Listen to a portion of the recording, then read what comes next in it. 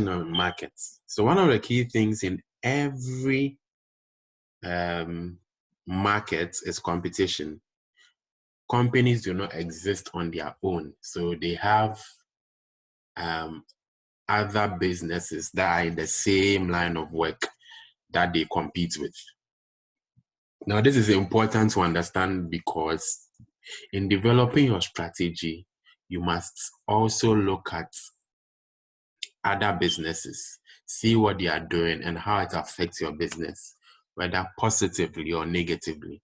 So competition and the competitive landscape is very, very crucial when it comes to strategy formulation. So first of all, we need to know that every business exists in a market. Every single business exists in a market. So just like you have your regular Kaneshi market, Kaneshi market is a place where food stuff are sold, and Auntie Ama, who is a 50-year-old woman who sells tomatoes, on a small table, has her own business in that market, and in that market she would have other tomato sellers who are also competing with her. So a market is simply a place where buying and selling takes place. Buying and selling takes place in a market, and it takes place for a consideration. It takes place for a consideration. When I say consideration, it takes place for an exchange of hands, exchange of money. It's usually a fair arm's length transaction where a service is given, a product is sold, and then money is received for the product that is sold. This is very, very crucial. This is very, very crucial. So markets can be either localized or globalized. Now, this is very, very important because of how technology has removed barriers and broken boundaries. So markets today could be globalized. They could be, they could be for in the entire world. For example, a market that is globalized is social media. It's social media. So it cuts across every continent, it cuts across every country, and it's very, very globalized. Very, very, very globalized. Now, this is very, very important. Very, very important. Another market you can think of is the pharmaceuticals. Because the kind of medicine a Chinese monk will need for malaria is probably similar to the medicine that an African male will need somewhere in Ghana. So it's globalized, very, very globalized. So that is the definition or the understanding of the market. You need to understand what a market is. Then you can, what an industry is. Then you can zone in to understand what competition is all about, because competition exists in markets. Now, this is very, very important. Competition exists in markets and industries. Competition exists in markets and industries. For example, Coca-Cola company is not competing. It's not in any competition with Toyota or Mercedes-Benz, because these are totally different industries. Totally different industries. So, so you need to understand that. You need to understand the competition. You need to understand markets in order to understand competition. You need to understand markets. You need to understand industry, in order to understand competition. So an industry is simply a group of companies, within a market that produce similar goods and services. a group of companies within a market that produce similar goods and services. So, for example, a typical example would be the telecommunications industry in Ghana. The telecommunications industry. Or let's say it could be anything, the alcohol industry, or the beverages industry. Let's say the beverages. So telecommunications, we all know that in the telecommunications industry, which most of us are familiar with, you have MTN there, you have Vodafone there, you have Airtel, you have Tigo, you have Kasapa, and I'm not sure if Glo is still around. But you have all these people there. So that's an industry. And what makes it an industry? Because they're all producing similar goods and services. What are they doing? They are providing... Class. Meaning? I see a class. Zoom. Okay. Please, can you mute your microphone, please? Please. Okay, thank you. So you have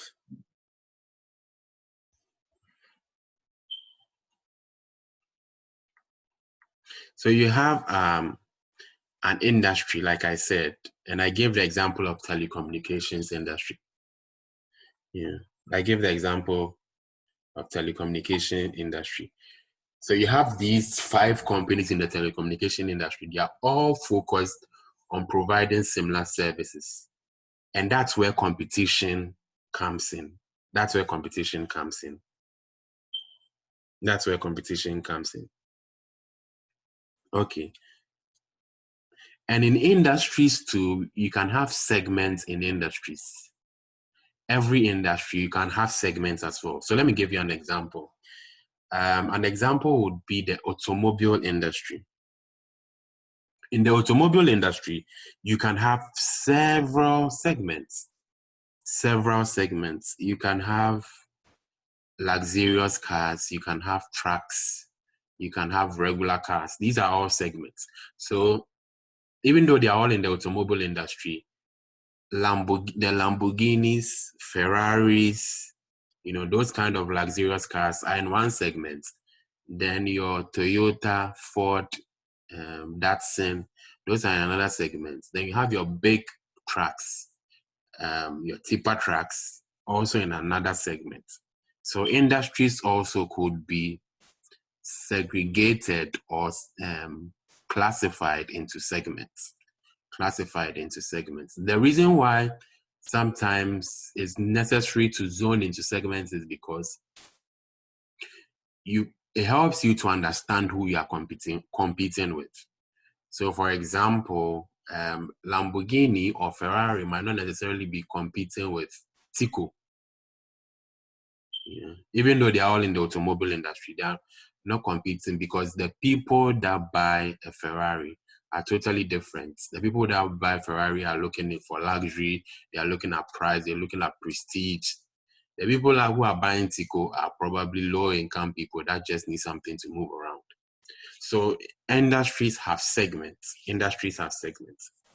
That's my point. So in terms of types of industries, what are the types of industries? So you have several types of industries. Number 1, you have the fragmented industries. You have the emerging industries, you have mature industries, and you have declining industries. So let me explain what fragmented industries are. Fragmented industries are basically, these are small entities, very small entities, and they basically sell to a small group of the market. A typical example that comes to mind is cleaning services. People generally do their own cleaning. So cleaning services caters to a small group of the market, maybe a rich segment of the market who can afford cleaning services. But fragmented industries are basically small, and they cater to a small portion of the market. Then you have emerging industries. As the word suggests, emerging means to, to rise, to start developing, to start developing. So you have an area where it's beginning to become an emerging industry, especially with the work of people like Tesla and co. in the technological space. Space travel has become one of the big things these days, and people want to visit space, just like maybe you would want to visit Kumasi, or you want to visit Wa, or you want to visit Bogatanga. People want to visit space and go and see space. So that's an emerging industry. So it's starting to develop, and it's, as the years go by, 50 years in the future, 100 years in the future, it will become a significant industry. People will be booking tickets to go see Mars. People will be booking tickets to go see Jupiter, or the livable planets, basically. Number 3 is mature industries. So mature industries are industries that have reached, the saturated state of the product life cycle. We'll be talking about product life cycle a lot more, But basically, when we say an industry is mature, it has reached a saturation state where there are little or no opportunities, where profits are small, where growth has almost been exhausted. That's a mature industry. A mature industry, it has already a lot of competitors in the mature industry. And in a mature industry, it's not a stage of the life cycle, product life cycle, to make money,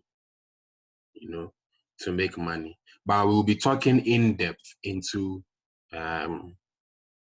the product's life cycle. Then we have declining industries.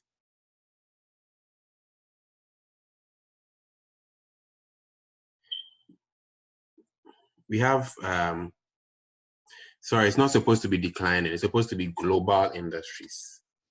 Global industries. Global industries. So we have global industries, and global industries are industries that operate globally. They are all over the world. They are all over the world. Football, for one, is $1 billion industry. Especially when the World Cup is going on.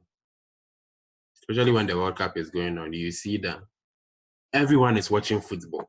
A lot of people in this world are watching football. So that's $1 billion. It's $1 billion industry. A huge, huge industry. So those are the types of industry. And I think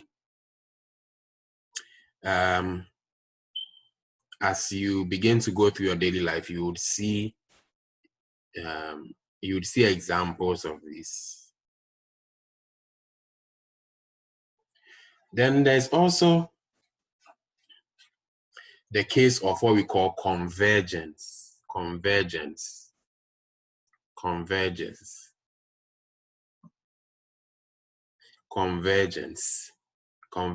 what's convergence? Convergence is where two or more industries come together. The industries come together. So you have one industry here and another industry here, and they come together because they probably have some shared goals or shared similarities.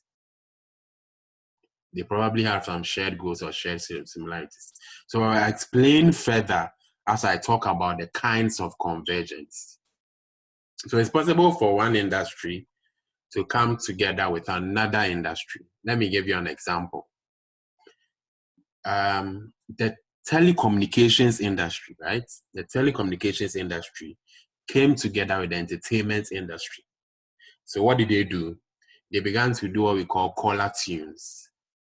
So you can sit back at home and subscribe *777# star maybe Joe Metal and get his caller tune, or *77# star accordion and get his caller tune.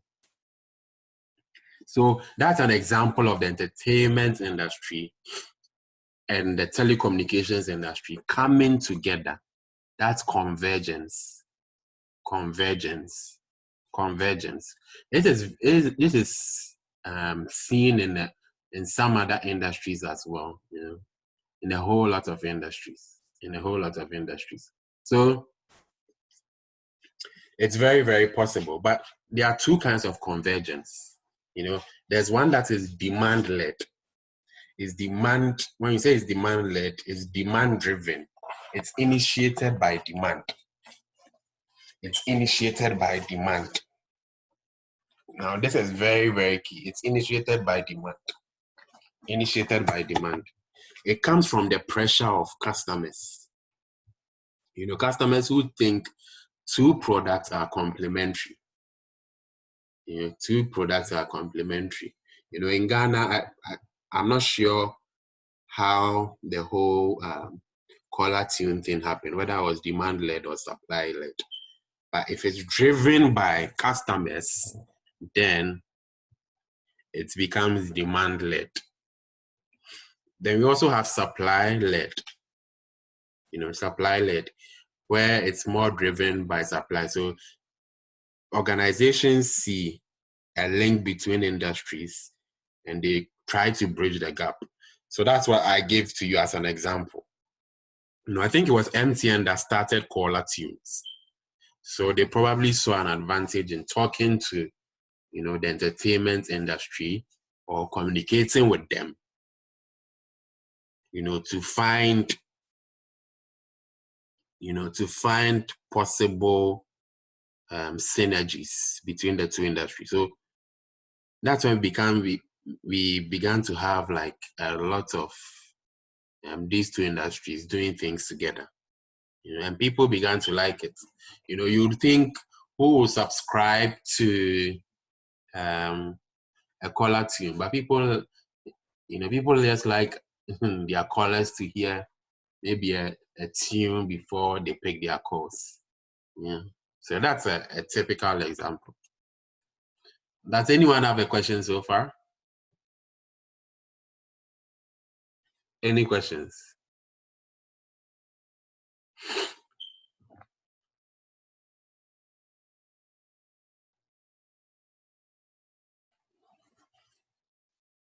Any questions so far? Okay.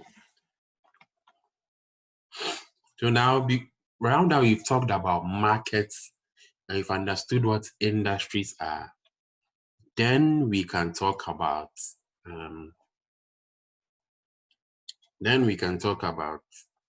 competition or analysis of competition. You know, analysis of competition. Like I said, businesses do not exist in a vacuum. They exist with other competitors. And you have to analyze competition. It's a core part of your strategic positioning analysis. You know, strategic positioning simply means how an organization is positioned in relation to other companies or in relation to other competitors. So it's a core part of your strategic positioning analysis to understand competition. Who are your competitors? What do they do differently from you?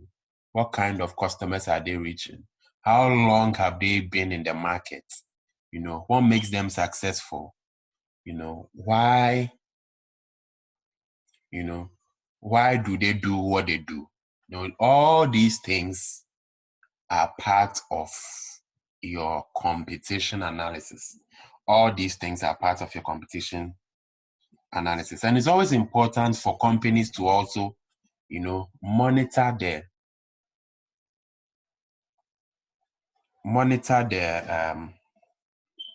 strength, of these competitors. You need to, profile your competitors. It's very, very important to profile competitors. You don't just randomly write out your competitors. You need to profile them. Are they successful? How strong are they in the market? What's their influence? What percentage of the market do they have? Now all these things, when you are doing it, you are analyzing or monitoring or evaluating the strength of competition in the market. You are evaluating the strength of competition in the market. So that's important. You always need to monitor. You monitor. And the advantage of competition analysis is that, it helps you to stay ahead of your game. It's only when you are constantly monitoring competitors that you can outperform them.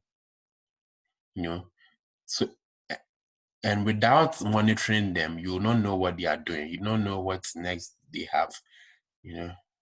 When I was in Vodafone like this, we always try to find out, okay, so what are other people doing?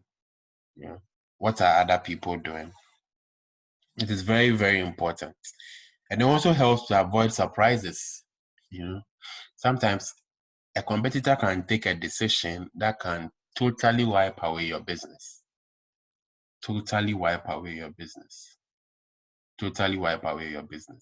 So, for example, Facebook is trying to have like an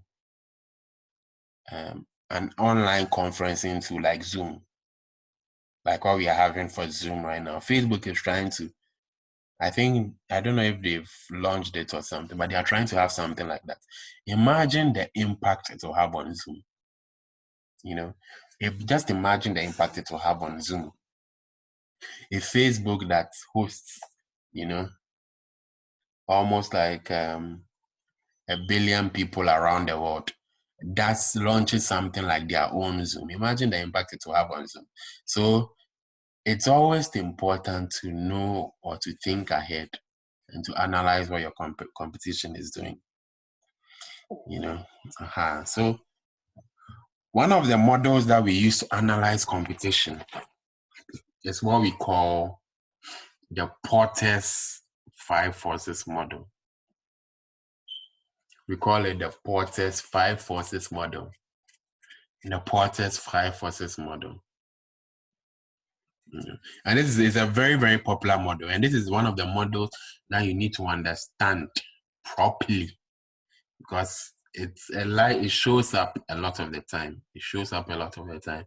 But for strategic case study, applying the model is even more important than just chewing the model. So we'll be going through some sample case studies, as time goes on, to see, how best we can apply some of these models. So I'll just be picking random questions and see how we can apply it, basically. Okay, so Porter's 5 forces model, it's used to analyze the strength of competition. It is used to analyze the strength of competition. When we say the strength, you can also say intensity of competition. What are the factors that influence the intensity of competition? And anytime, I'm sure you've heard Porter's 5 forces model, but Porter is simply a person's name. The person is called Michael Porter. And he said that there are 5 forces that drive competition, 5 fundamental forces that drive competition within a market or within an industry. And this model helps us to explain why some industries are more profitable than others based on the level of competition. based on the level of competition, you can tell that, oh, this is why this industry is more profitable. Yeah. It's more profitable. It's more profitable. So it's not. It's also not a model for analyzing individual competitors. It does not analyze individual entities. It analyzes the entire market, the entire industry, and sees how competition affects it. So it's not the entire, it's not the individual. It does not take individual competitors one by one and analyze them. It's a more holistic model that looks at the entire market or looks at the entire industry. So that's the difference. It's a brilliant model, and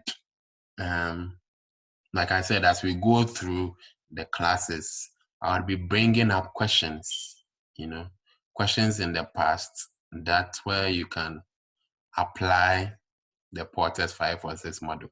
So it becomes real to you. Sometimes it may seem very, very theoretical. You need to know it so that you need to apply it so that it becomes real to you. So that's basically what the Porter's 5 forces model does. So we'll be talking about, so these are the 5 forces. These are the 5 forces. The 5 forces are: 1, threats from potential entrants.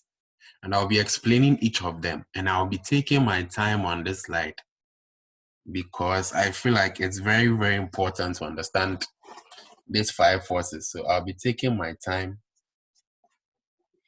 on this slide. So number 1 is threats from potential entrants. Number 2 is threats from substitute products. Number 3 is the bargaining power of customers. Then you have the bargaining power of suppliers. Then you have competitive rivalry. So these are the 5 forces that, according to Michael Porter, drive competition in an industry. Now, the way to think about these 5 forces is you shouldn't think of it as like independent forces. Independent forces. They are all interdependent forces that drive competition or drive competitive growth in an industry. So first of all, let's take the threat from potential entrants. Let's take that first. The threat from potential entrants. And how it affects competition. So that's the way to think about it. Where you pick an influence, you look at how it affects competition. You pick one factor, you look at how it affects competition. So for instance, if threats from potential entrants, is high, how will it affect competition? If threat from potential entrants is low, how will it affect competition? Okay, so who are potential entrants? Potential entrants are basically people who want to enter a market that you're already in. People who already want to enter a market that you're already in. So for example, when Glo wanted to enter the telecommunications industry, that was a huge threat, and there was a lot of noise about it in the industry. That's a huge threat. So that's when the threat is huge like that, or the threat is high like that, it means that it has a high impact on competition. It means that it drives competition. So that's the way to, look at it, and that's the way to think about it. That if threat from potential entrants is high, then you have high competition. If the threat is low, then you have low competition. So that's why I wrote like high, low.